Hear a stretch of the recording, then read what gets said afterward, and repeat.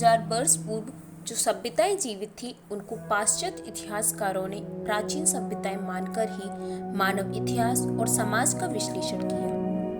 लेकिन उनका यह विश्लेषण एकदम गलत और ईसाई धर्म को स्थापित करने वाला था।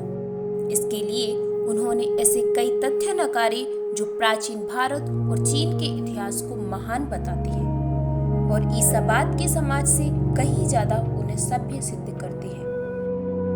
प्राचीन सभ्यताओं पर अब कुछ ज्यादा ही शोध होने लगी है और उनसे नई नई बातें निकल कर आ रही हैं। मसलन कि उनका एलियन से संबंध था और वे भी बिजली उत्पादन की तकनीक जानते थे।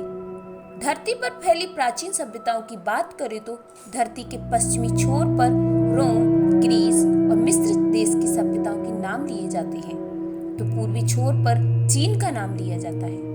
मध्य में स्थित भारत की चर्चा भर करके उसे छोड़ दिया जाता है। क्यों?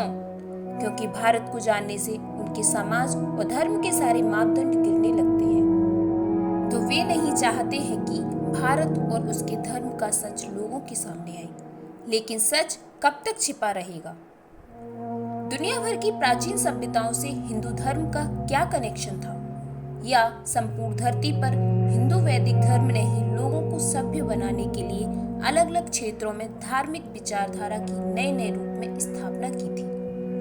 आज दुनिया भर की धार्मिक संस्कृति और समाज में हिंदू धर्म की झलक देखी जा सकती है, चाहे वह यहूदी धर्म का हो, पारसी धर्म हो या ईसाई इस्लाम धर्म हो। 2350 से 2150 वर्ष पूर्व सुमेरिया, 2000 से 400 वर्ष पूर्व बेबीलोनिया, 2000 से 250 ईसा पूर्व ईरान, 2000 से 150 ईसा पूर्व मिस्र, 1450 से 500 ईसा पूर्व असीरिया, 1450 से 150 ईसा पूर्व ग्रीस, 800 से 500 ईसा पूर्व रोम की सभ्यताएं विद्यमान थी।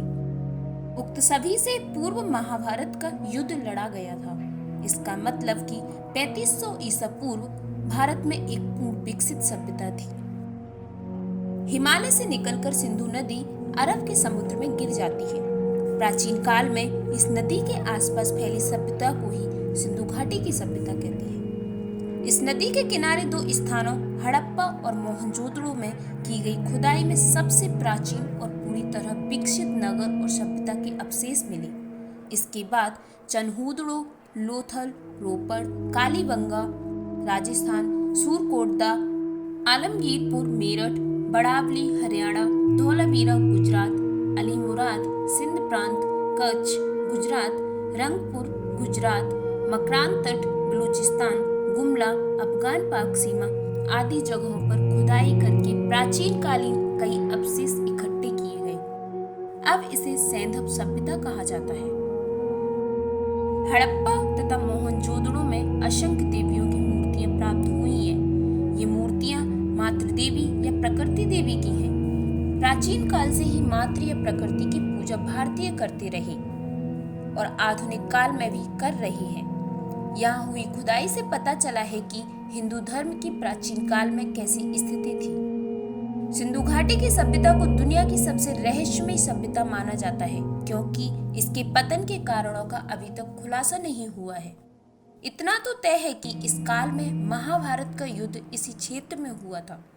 लोगों के बीच हिंसा, संक्रामक रोगों और जलवायु परिवर्तन ने करीब 4000 साल पहले सिंधु घाटी या हड़प्पा सभ्यता का खात्मा करने में एक बड़ी भूमिका निभाई थी। यह दावा एक नए अध्ययन में किया गया है।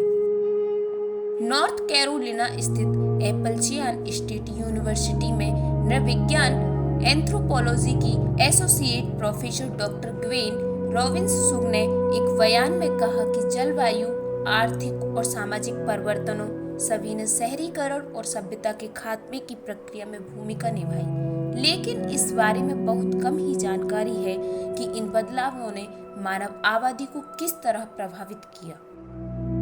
आज जिस हिस्से को पाकिस्तान और अफगानिस्तान कहा जाता है, महाभारत काल में इसे पांचाल, गांधार, मद्र, कुरु और कम्बोज की स्थली कहा जाता था।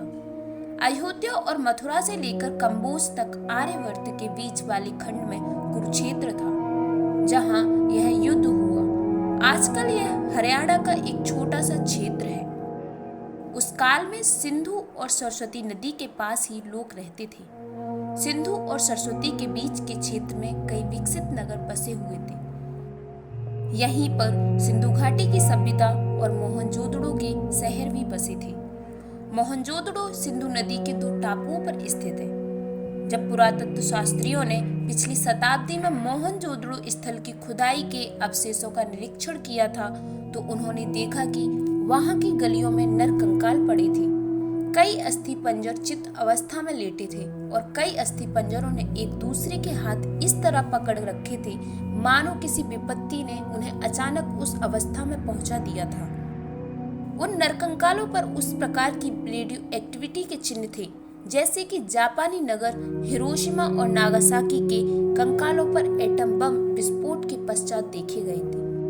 मोहनजोदड़ो स्थल के अवशेषों पर नाइट्रिफिकेशन के जो चिन्ह पाए गए थे उसका कोई स्पष्ट कारण नहीं था, क्योंकि ऐसी अवस्था केवल अणु बम के विस्फोट के पश्चात ही हो सकती है। उल्लेखनीय है कि महाभारत में अश्वत्थामा ने ब्रह्मास्त्र का प्रयोग किया था, जिसके चलते आकाश में कई सूर्यों की चमक पैदा हुई थी। तो दोस्तों, इस वीडियो में बस इतना ही। मिलती हूँ अगली वीडियो में फिर एक नई जानकारी के साथ। तब तक के लिए हंसते रहिए, मुस्कुराते रहिए और वीडियो देखने के लिए धन्यवाद।